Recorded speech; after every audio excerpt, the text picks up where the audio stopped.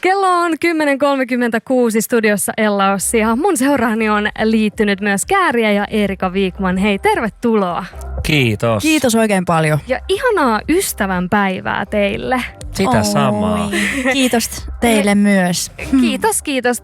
Kuinka hyviä ystävyyksiä te olette keskenään? Kato, ystävänpäivähän on sitä varten, että arvostellaan ja arvotetaan kavereita ja kaverisuhteita. Niin mikäs on teidän suhde? Kuinka pitkään te olette tuntenut? Kuin pitkään? Me ollaan tunnettu noin vuosi ja aluksi me oltiin vaan tuttavia, mutta kesällä me alettiin tutustua enemmän ja nyt totta kai ollaan tutustuttu vielä enemmän. Ja kyllä mä sanoisin, että me ollaan hyviä kollegoita ja alkaneita ystäviä. Joo, ja mä komppaan ja silleen tuntuu, että mä olisin tuntenut sut silleen aina. Vaikka totta kai eihän just Eerikalle välillä ehkä on näyttänyt myös se mun toisen puolen. Ja Eerika näyttänyt tai tiedätkö silleen, että pikkuhiljaa nähnyt niitä toisiakin puolia periaatteessa. Ja milloin sä loput tunnet sitten ihmisen oikeasti täydellisesti. Ja sillä näin lailla, että mut mun mielestä sä oot hyvä noin. Ja sä oot hyvä noin ja kyllä musta tuntuu, että me ollaan vähän sisaruksellisia silleen, että tavallaan voi näyttää kaikki ne semmoiset, että nyt mulla on vähän jotenkin väsyttää ja huono päivä, että ei jotenkin yhtään tarvitse silleen miellyttää tai maskata siinä toisen edessä. Joo. Niin se on kyllä ihanaa ja silloin tarkoittaa, että tonkaan tulee hyvin juttu.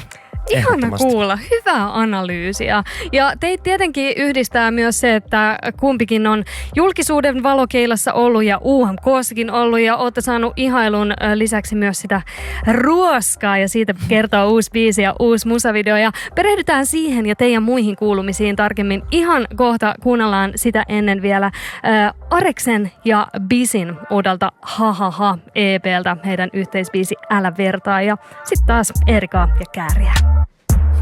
Älä vertaa mua noihin äimiin. Ares ja Bisi, Älä vertaa soi uuden musiikin X:ssä, kun studiossa mun seurana on myös Kääriä ja Eerika Wikman. Ja hei, Kääriä, alkuun pakko kysyä, nyt kun UMK on tältä vuodelta ohi ja taputeltu ja meillä on uusi UMK-voittaja, niin sun missivuosi ikään kuin loppui ja toi kaikki hullun mylly on edessä jollain muulla, niin miltä se onko olo helpottunut vai mikä on fiilis nyt, kun UMK:ssa on ihan uudet tyypit? No joo, käytännössä onhan silleen helpottavaa, että tylysti sanotaan uusi uhri tuli.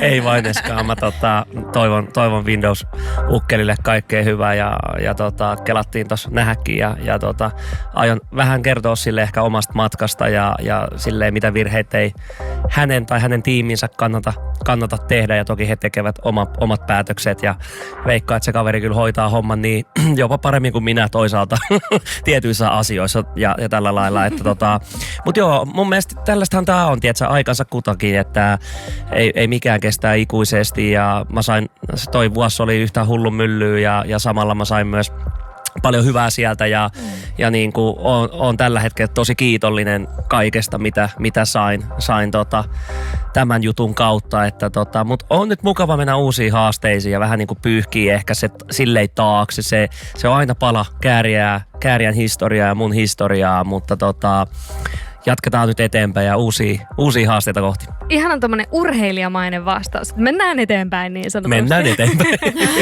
No hei, Kääriä ja Eerika Wikman, teidän uusi yhteisbiisi Ruoska ilmestyy viime perjantaina ja sen ensiesitys nähtiin juurikin tuolla UMK-finaalissa. Siinä esityksessä Eerika ilmestyi ikään kuin painajaisena Kääriän uniin ja oli ruoskaa ja oli portaita, oli sänkyjä ja upeita tanssijoita. Se oli hieno show, joka löytyy tietenkin Yle Areenasta. Voi mennä katsoa koska vaan. Millaista oli päästä tekemään tollanen lava-show telkkariin tosta biisistä? No mä voin aloittaa, kun mulla on tälleen vähän uudempaa nämä telkkari-lava-showt verrattuna Käärien edeltävään vuoteen. Mutta oli tosi ensinnäkin suuri kunnia, että Kääriä valitsi just tämän biisin, että tämä esitetään tässä UMK-lähetyksessä. Se oli mulle tosi hieno juttu nousta uudestaan tonne UMK-lavalle, koska UMK-lava alkaa olla jonkunlainen kotipaikka, kun siellä on niin monta kertaa jo ollut. Ja mun mielestä toi meidän esitys oli niin meidän näköinen ja niin pimeä ja niin camp ja se oli just siksi se oli ihan mieletön ja mä en muuttaisi siitä mitään. Et se vaan tuntui tosi euforiselta, että tää on niin läppä ja niin hyvä. Joo, samaa mieltä. Ja toihan oli, meillähän piti aluksi olla yksi toinen biisi tulla tohon. Ja kiitos minun A&R Kalle, joka oli sitten, kuunteli meidän pakettia, missä meillä on erilaisia biisejä ja se nappasi ton sieltä. Oli silleen, että hei, että tää sopisi täydellisesti. Ja me vähän ehkä saatiin noita UMK-tiimiä silleen, kun oli just kerennyt suunnittelemaan sitä siihen toiseen biisiin. Ja sitten yhtäkkiä me ollaan, eikö me tehdäänkin tää. Ja sitten tuli vähän ehkä hoppu niillä, koska oli paljon muutkin tekemistä. Niin iso kiitos myös sinne päähän, että ne sitten niinku ymmärsi ja ei ole ehkä meille silleen ikuisuuden vihassa sitten, että kiva oli päästä toi tekemään Eerikan kanssa ja tolleen itsellekin. Harvemmin on tommosia tehnyt silleen kenenkään niinku partnerin kanssa niin sanotusti ja saa luotua vähän teatteria. Kyllä mä olin tosi tyytyväinen ja jotenkin se visio, mitä meillä oli, semmoista tiettyä kauhua ja huumoria, niin me saatiin kyllä tosi hyvin tuotua se tohon. Ihan täydellisesti. Eli tulkitseks mä oikein, että te olitte myös itse siinä suunnittelussa mukana ja toitte omia näkemyksiä ilmi siitä, että miltä sen kuuluisi näyttää? Oliko toi paljonkin just teidän näkemysten mukainen toi show? No mulla ainakin se, mitä mä ainakin itse nostan, niin oli toi sänky, mikä sinne tuli, niin mä olin siellä, että mä haluan semmoisen kauhusängyn sinne. Ja formula-lakanat. Joo, se oli, mutta sitten ne rappuset ja se muu visuaalinen puoli sit tuli jostain ja koko tiimihan ton niinku teki. Ei se ollut yksin jonkun ansiota, että me kaikki puhallettiin yhteen hiileen. Just niin, ja tää taiteellinen johtaja UMK:ssa, joka nyt Elias Koskimies, niin hänellä on niin hulluja, upeita ideoita aina, niin niitä on niin ihana alkaa kehittää, koska Elias tietää, että keiden kanssa voi toteuttaa jotain pähkähullua, ja tää oli nyt se yksi hetki illan lähetystä, että oltiin toteutettu jotain pähkähullua, ja mä rakastan tiimiä.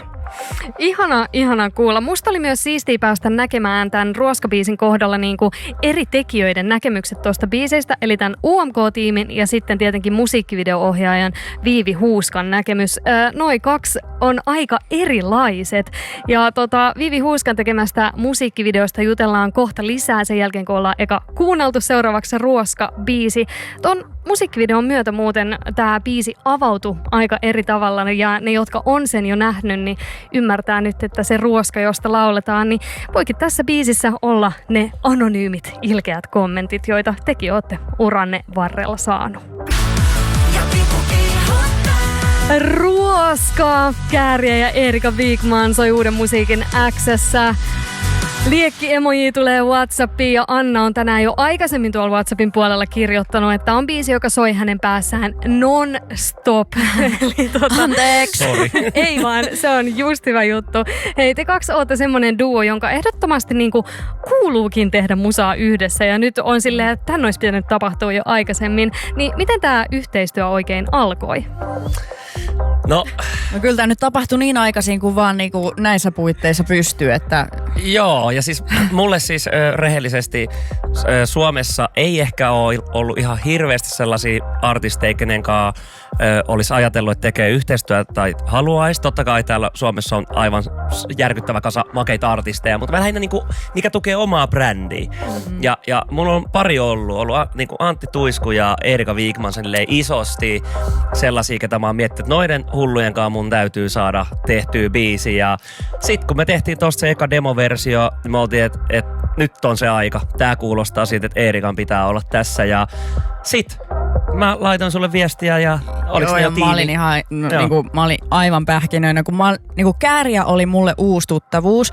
Ja sit kun Cha Cha Cha julkaistiin, mä kuuntelin sen, mä silleen, mitä helvettiä, että nyt kyllä bängää Wikmaninkin silleen, että kun yleensä vaikka just arvostan kaikkia artisteja ja musantekijöitä, mutta en jaksa kuunnella suomi-musaa, niin toi oli silleen, että mä silleen, okei, nyt lähtee pikkarit pyöriin silleen jaloissa, nyt on jotain isoa käsillä ja silleen, että mä tunsin sen, että tässä on sitä samaa hulluutta ja anteeksi pyytelemättömyyttä, mitä koen, että itsessänikin on ja mä aloin heti selvittämään, kuka tää on ja mitä. Ja sit aika nopeasti tulikin niinku tää, että hei, että sä etit niinku naispuolista artistia tähän teidän yhteen biisiin ja haluaisit mut siihen. Mä olin silleen, okei.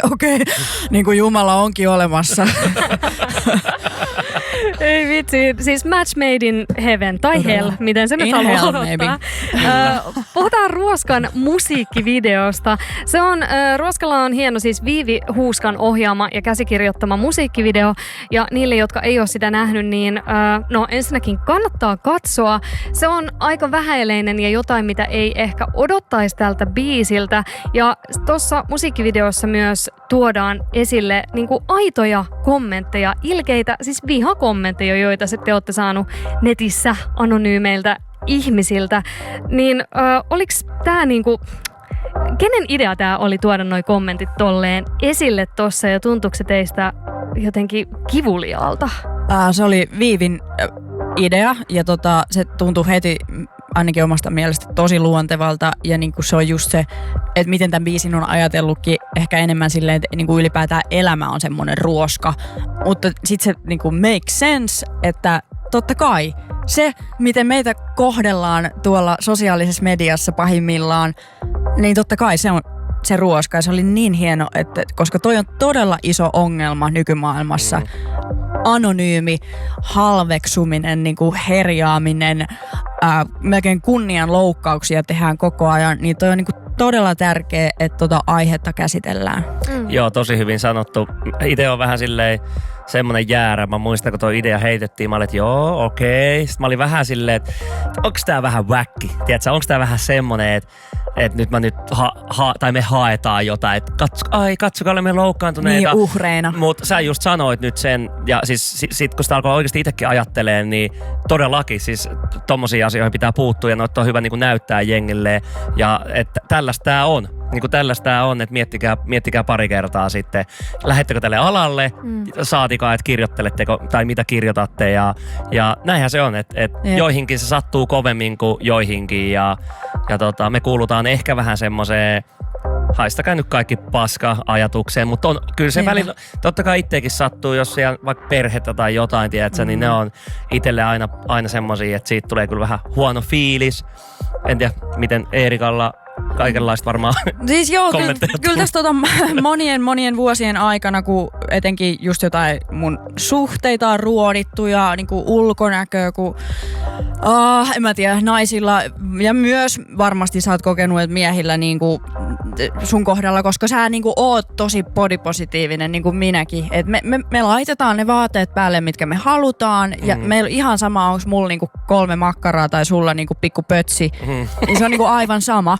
Mutta joitain se tuntuu häiritsevän oikein tosi paljon, mutta toisaalta jos se kuitenkin menee enemmän plussan puolelle, että ihmiset saa siitä jotain voimaa ja inspiraatioa ja sitä fiilistä, että hei, munkin kroppa on varmasti hyvä, koska Kääriänkin kroppa on hyvä ja se on noin suosittu ja se on noin upea tuolla ja tekee just noin.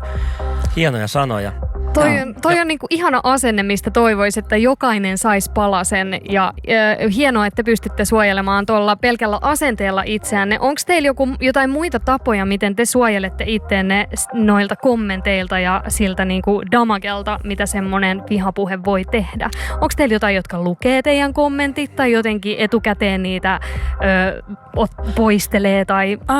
Siis ainakin itselle tosi vähän tulee suoraan mitään kuraa, niinku, että siellä on niinku 99% silleen faneja ja kannustusta ja kaikkea sellaista niinku ihan luettavaa. Et ehkä 1%, mikä tulee suoraan, on semmoista jotain ihan jäätävää, mutta se on heti kyllä sit SSSS-toon. Joo, mulla on vähän sama, että ei juuri sinne niinku inboxiin tai sinne tuu niinku mitään vihakommentteja juuri. Et se on sitten totta kai, jos lähtee perkaa tonne netin syövereihin, niin totta kai sä saat sieltä sit kaiken, mutta eipä sinne oikeastaan kannata mennä. Välillä joku kaveri saattaa linkkaa, että ei hitsi tuu katsoa mitä juttua täällä on, jos mä menen katsomaan silleen, että okei, kaikenlaista nää täällä vääntää. Et se on myös silleen, että ei niihin kannata oikein mennäkään, että sit tulee aika raskas elämä, koska mä voin kuvitella silloin, tai siis se alkuvaihe, kun muuhunkin homma lähti, niin se oli jopa vähän koukuttavaa nähdä, mitä jengi kirjoitti, ja mä huomasin, että kaikki se vaan pakkautui, ja sitten mä olisin, että nyt mä oon ihan ähky tähän kaikkeen, mä enää pysty pysty. Et parempi vaan sulkea nämä hommat ja keskittyä oikeasti siihen tekemiseen ja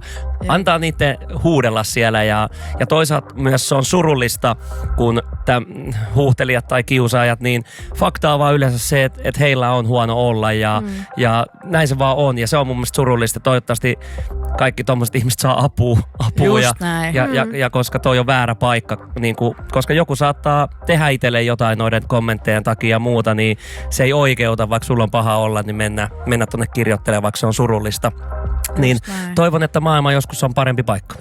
Ja sitten itse ainakin saa niinku nykyään, kun mulla on ainakin syntynyt jo joku silleen kova kilpi tähän, niinku, että mua ei oikeastaan enää hetkauta niinku suuntaan eikä toiseen.